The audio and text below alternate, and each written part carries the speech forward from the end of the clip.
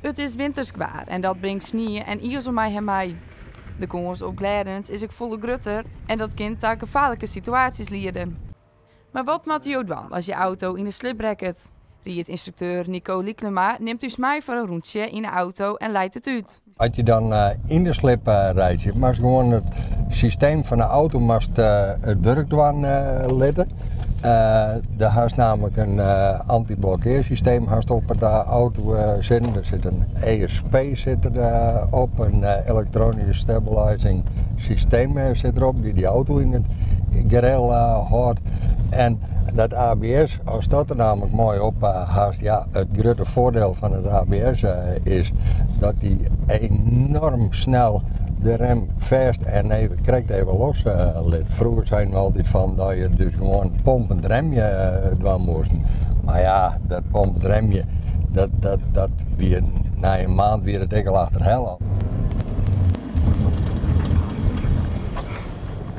Je treft het jongen, want het is prachtig mooi waar. En we hadden er sneeuw erbij. Nou. Dus dat maken ze net elke dag mee. Dus het is mooi dat ze met de rijles in deze periode begonnen hebben. Dan maken ze eigenlijk alle waarklimaten maken ze erbij.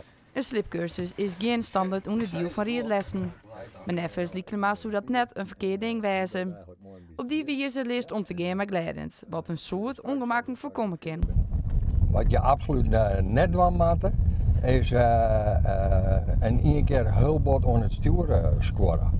Wat men dan ook doet, dat men dan in één keer schrikt dat één keer het stuur om scoren. Maar als je op zulke gladde wegen één keer dat stuur om scoren, ja, dan gaat het er dwars in je.